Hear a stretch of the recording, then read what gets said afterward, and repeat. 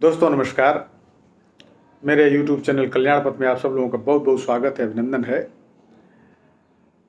आज मैं आप लोगों के समक्ष दान के बारे में एक संस्मरण, एक कहानी प्रेरक प्रसंग लेकर आया हूँ कि दान में क्या चीज़ देनी चाहिए, पैसा या भोजन।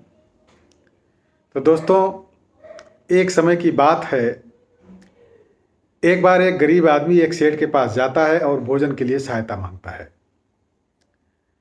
सेठ बहुत धर्मात्मा होता है, वो उसे पैसे देता है। पैसे लेकर व्यक्ति भोजन करता है और उसके पास कुछ पैसे बच जाते हैं, जिससे वो शराब पी लेता है। शराब पीकर घर जाता है और अपनी पत्नी को मारता है।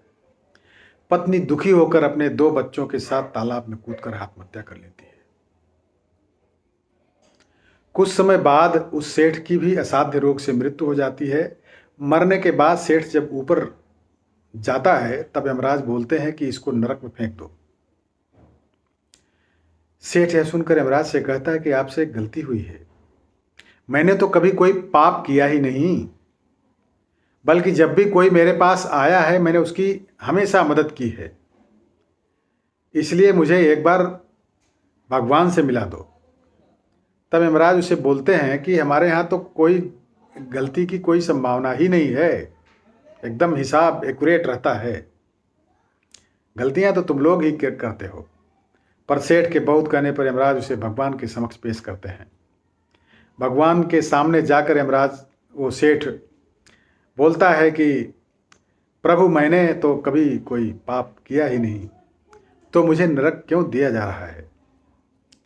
तब भगवान उसे उस गरीब व्यक्ति को पैसे देने वाली बात बताते हैं कि उस व्यक्ति की पत्नी और 2 बच्चों की जीव हत्या का कारण तू है। तू उसे पैसे न देता तो वो शराब पीकर अपनी पत्नी को दुखी नहीं करता और वो फिर आत्महत्या न करती अपने बच्चों के साथ। इस पर सेठ बोलता है कि प्रभु, मैंने तो एक गरीब को दान दिया है और शास्त्रों में भी दान देने की बात लिखी है। तब भगवान ने कहा कि दान देने से पहले पात्र की योग्यता तो परखनी चाहिए कि वो दान लेने के योग्य है भी या नहीं, या उसे किस प्रकार के दान की जरूरत है यह देख लेना चाहिए। तुमने धन देकर उसकी मदद क्यों की? तुम उसको भोजन भी करा सकते थे। और रही बात उसकी दरिद्रता की, तो उसे देना होता तो मैं ही दे देता। वो जिस योग्य था उतना मैंने उसे दिया। जब मैंने ही उसकी अयोग्यता के कारण उसे सब कुछ नहीं दिया तो तुम्हें उसे क्या जरूरत थी धन देने की? तुम उसे भोजन भी करवा सकते थे और तुम्हारे दिए हुए धन दान के कारण 3 जीवों की हत्याएं हो गई और इन हत्याओं के पाप का फल अब तुम्हें भुगतना ही पड़ेगा।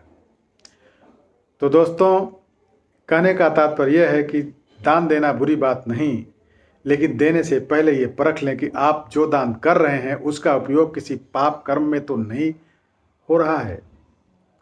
आप देखें कि आपका दान किसी का भला करके सार्थक हो रहा है या नहीं। भले ही दान हेतु आपके भाव श्रेष्ठ हों, लेकिन अगर आपके द्वारा दिए दान से कोई पाप कर्म घटित हो जाता है तो आपको उस दिन उस दिए दान के पुण्य के साथ साथ उस पाप के फल का भी भागी होना पड़ेगा। अगर आपके दान से कोई बुरा कर्म कारित करता है तो उसके साथ उसके बुरे कर्म का भागीदार आपको भी बनना पड़ेगा, क्योंकि इस कर्म को कारित करने के लिए पानी सींचने का काम तो आपने ही किया है। तो दोस्तों, कहानी कैसी लगी कमेंट्स में अवश्य लिखिएगा और अपने यारों मित्रों दोस्तों को ये वीडियो शेयर अवश्य कीजिएगा। बहुत बहुत धन्यवाद।